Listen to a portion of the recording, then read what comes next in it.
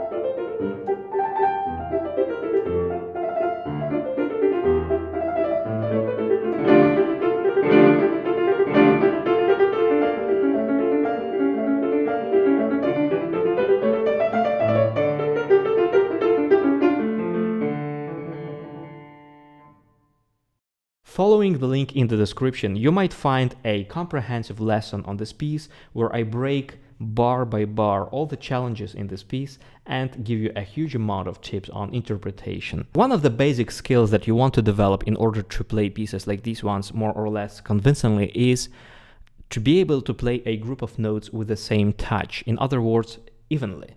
And it's not a trivial task actually, because we have fingers of all the different length and strength. So how exactly do you do that?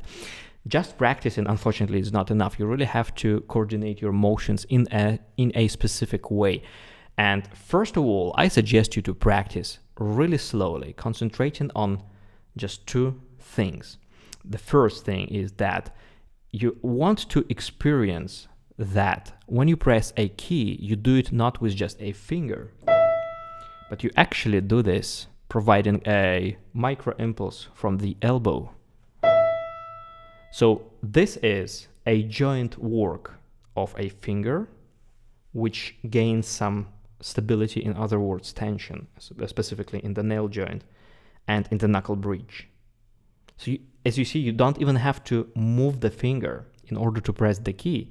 It's enough to just kind of stiffen that part, just to stiffen that finger, gain some stability in it. And the motion itself may start from the elbow. And then, when you proceed to the next finger, you do absolutely the same thing.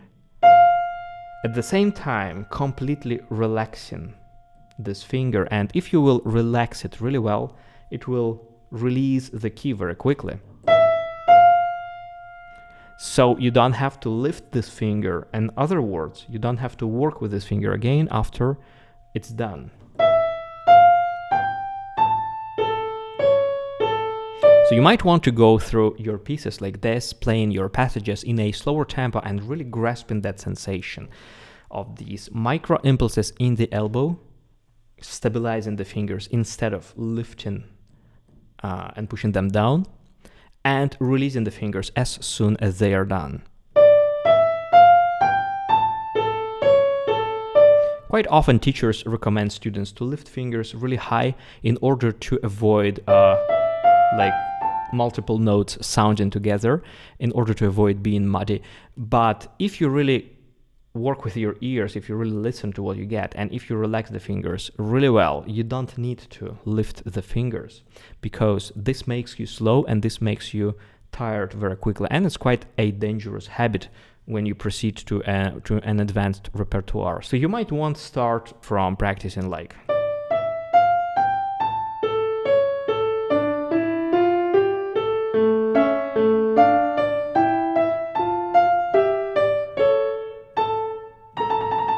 just getting confidence in each finger and making sure that you hit each key with the same amount of kinetic energy, so then they sound alike, they sound even. And it's really easy to do so in case you start the motion not in the finger, because they are so different. Some fingers are really strong, some fingers are really weak. So when you use just the fingers, it's so difficult to get an even touch, and it costs so much energy. But if you just start your motion in the elbow, providing that really tiny impulse from the elbow, of course you don't have to exaggerate.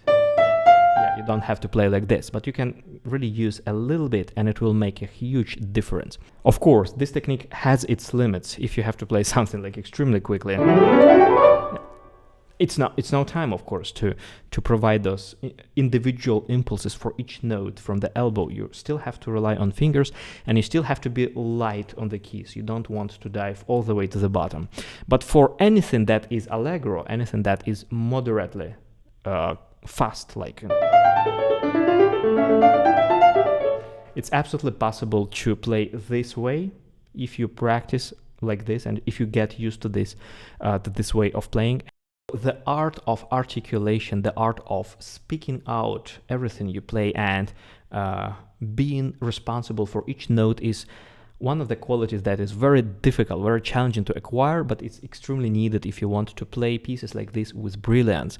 So in order to boost your articulation skills, you might want to work on motifs. So a motif is like a cell from which larger phrases are built. So when you have a group of notes, for example, 9 notes, you don't think about them like 9 notes altogether. You break them into motifs first in order to understand each motif more precisely. So for this, you might separate the first note, because in most of cases, motifs start from the second 16th note and lead you to the next strong beat. So they have iambic meter, iambic structure. 1, 2, 3, 4, 1, 2, 3, 4, 1.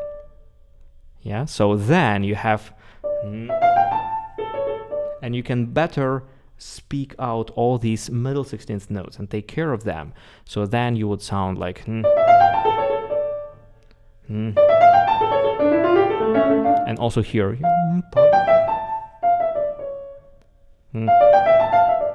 So then you will sound much more elaborated and it will be easier to take care of everything. And this is an absolutely universal principle, and for example, Bach was using it very often. So most of his themes are actually starting from the upbeat.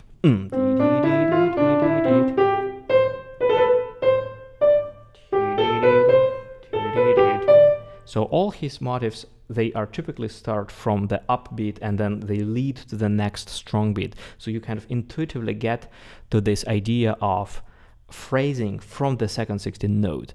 And this might also help you to avoid ugly accents on the first beat, because very often you will find yourself in a situation like, which sounds of course very straightforward and kind of a little bit primitive. So in order to avoid that, you mentally, in your head, you separate the first 16th note and you think from the second 16th note, making it a little bit more active.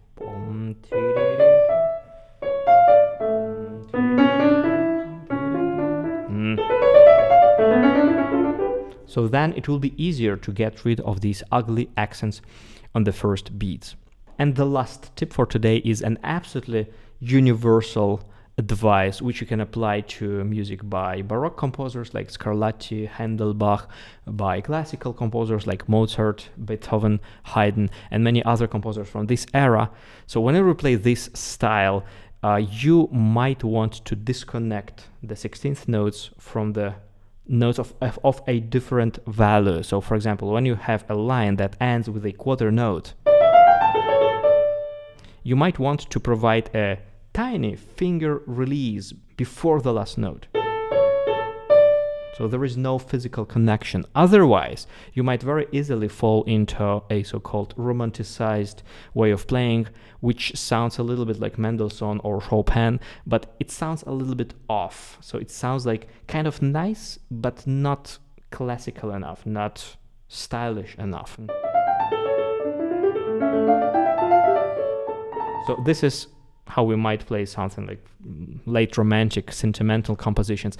But for Baroque music, you might want more precision. Well, unless you're so famous that you can allow yourself to play whatever, of course, then yes, you can do whatever you want. But if you prepare to a competition or an exam, or just want to play these pieces a little bit closer to the style, then you might want to disconnect those endings. And when you do so, just make sure that you don't lift the forearm. So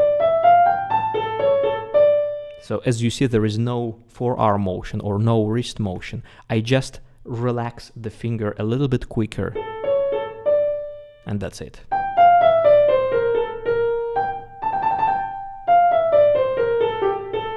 So this is how it works. So this is a very common articulational paradox of Baroque music. So you want to give a listener a feeling that the phrase continues, that it goes right to D. But at the same time, you gently disconnect the last note. So you feel that the phrase goes to D, but you also feel that elaborated ending, which makes you sound really professional and really close to the style.